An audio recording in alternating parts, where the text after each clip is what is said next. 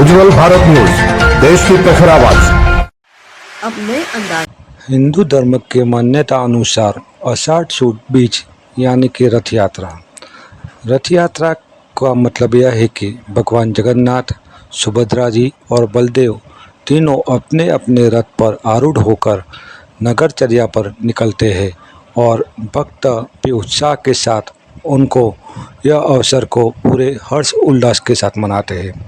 उसी की तहत जगन्नाथपुरी के बाद गुजरात के अहमदाबाद में भी भव्य रथ यात्रा का आयोजन होता है और गुजरात और भारत भर में अनेक जगहों पर रथ यात्रा का उत्सव मनाया जाता है।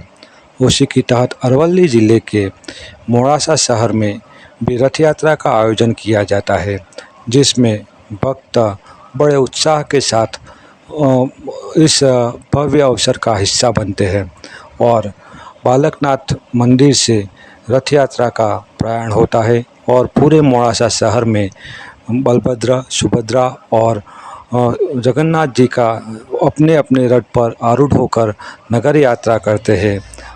हर एक जगह पर उनका आगमन को विशेष रूप से स्वीकारा जाता है और उसी के तहत आज अरवली ज़िले के कलेक्टर श्री भी इस अवसर पर मौजूद रहे और उनके साथ साथ निवृत्त डीवाईएसपी भी हाजिर रहे और गणमान्य लोग और भक्त भी बड़ी संख्या के साथ जुड़े और यह अवसर को पावनकारी अवसर बनाने के लिए सभी ने मिलजुल कर यह कार्य किया और यह अवसर पूरे हर्ष उल्लास के साथ मोड़ासा शहर में भी मनाया जा रहा है।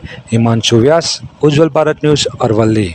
धर्म का पवित्र त्यौहार यानी कि रथ यात्रा, हम देखते हैं कि आज पूरे भारत भर में रथ यात्रा का उत्सव बड़ी धूमधाम से मनाया जा रहा है। तो उसी की तहत आज अरवली जिले के मोड़ासा के बालकनाथ मंदिर से भी रथ यात्रा का आयोजन किया गया है और यह रथ यात्रा पूरे मोड़ासा शहर में घूमेगी। भगवान जगन्नाथ, सुभद्रा जी और बलदेव जी की यह यात्रा पूरे भारत भर में निकलती है। उसी तरह अरवली ज़िले में भी निकलेगी और अरवली ज़िले के मोड़ासा शहर में विविध स्थानों पर जाकर ये यात्रा पूरे नगर में परिभ्रमण करेगी।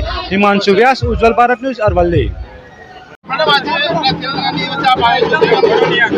आज रोज आषाढ़ी बीज 7 जुलाईના દિવસે રથયાત્રાને પાવન પર્વ નિમિત્તે આજે મોડાસા શહેરમાં પણ ખૂબ ધૂમધામ સાથે ઉત્સાહપૂર્વક યાત્રા નીકળવાની છે અને રણછોડ રાય દાદાના એમના અનુકંપાથી આ રથને અમે આગળ પસારવામાં શરૂ કરવામાં મને આ સૌભાગ્ય મળ્યું છે।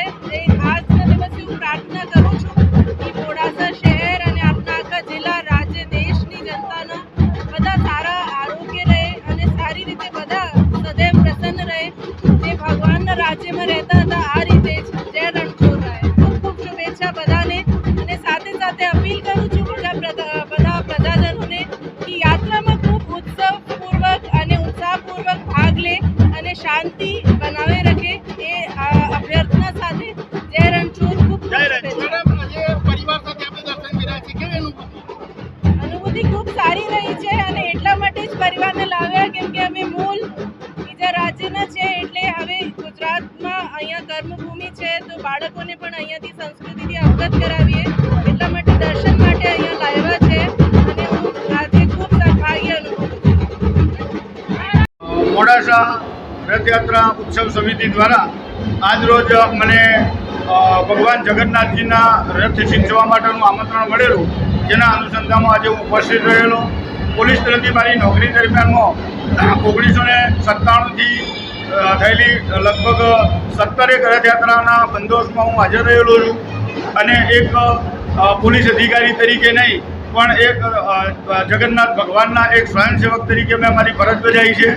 એના ભાગરૂપે આજે મોડાસા રથયાત્રા ઉત્સવ સમિતિના વડીલ શ્રી નાનજી કાકા તથા દિલીપભાઈ, ભરતભાઈ અને સર્વે મને જે આમંત્રણ પાઠવેલું એના ભાગરૂપે હું આજે ભગવાન જગન્નાથજીનો રથ સિંચેલો છે અને હું ખૂબ જ હર્ષ અને ગૌરવની લાગણી અનુભવું છું કે મારા કાર્યકાળ દરમિયાન મેં જે સેવા આપેલી એને કદર રૂપે આજે આ ઉત્સવ સમિતિએ મને મુખ્ય મહેમાન તરીકેનું જે આમંત્રણ આપ્યું તે બદલ હું સર્વે ઉત્સવ સમિતિનું તથા મોડાસા ગામના સર્વ સુજ્ઞ નાગરિકોનો પણ ખૂબ ખૂબ આભારી છું।